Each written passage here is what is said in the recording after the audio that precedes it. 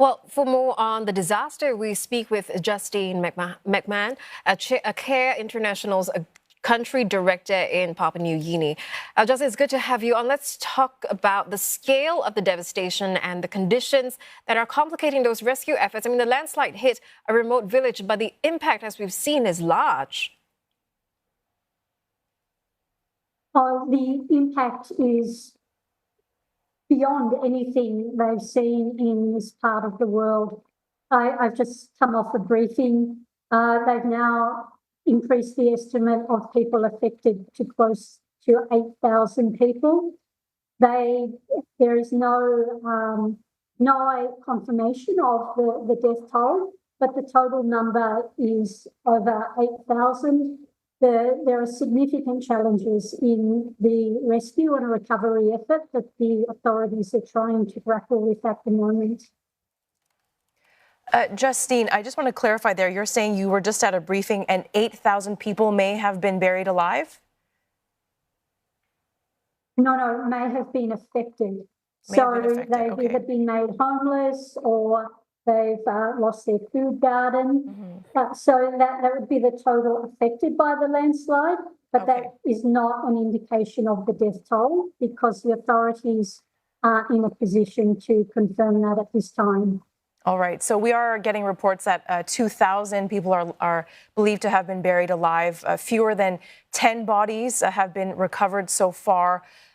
Justine, how likely will these victims be found? What equipment is most urgently needed there? Well, one of the ongoing complications to the recovery effort is that the ground is still unstable and the landslide is moving even now, 72 hours after the initial landslide. That makes it incredibly difficult for rescuers to go in, and particularly for heavy equipment to get in as well. So that was probably one of the main complications at this time. The other is that the main access road is still cut due to destruction from the landslide. Well, Justine, there are also reports of tribal warfare in the area, and so aid workers, they have to be escorted by soldiers. And also reports that in recovering bodies, there have been, talk of relatives of the deceased being reluctant to allow heavy machinery near their loved ones. So how are humanitarian organizations like yours navigating such sensitivities? With a great deal of caution and sensitivity. In regard to the tribal fight, which is unrelated to the landslide affected community, the Defence Force and the police have that under control. However, because that sort of violence can flare up quite quickly, the aid delivery trucks have to go in convoy. But at the moment, that's under control. For CARE, we're working very closely with the authorities, including the Defence Force and the police, and they're assisting us to get to the affected area. Australia has announced $2.5 million in assistance. Many other nations also offering to help. How key is international aid going to be here in terms of the rescue, recovery, and rebuilding of this region? Absolutely critical. The provincial government has been outstanding in its initial response, but it recognises that it has limitations in capacity. So support from the international community is absolutely critical at this time. And happily, governments and agencies such as my own have reacted quickly and very generously. Justine, talk to us about your rescue plan right now and in the days ahead. So how will your operations evolve? How will the resources that you need change as the days go by?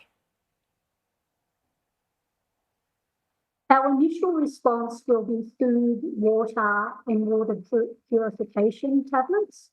That's one of the great needs at the moment, so that's what we'll be providing. We'll also be working very closely with local authorities to strengthen the protection mechanisms and support, particularly as we understand that there'll be a number of orphans and vulnerable people.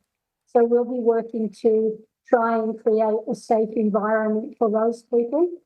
In time, though, we will assist with transitional shelter for people because it's highly likely they will need to be relocated to other areas and potentially to assist with water, sanitation and hygiene infrastructure. We know that this region is tectonically active. It has a tropical climate. It's very mountainous.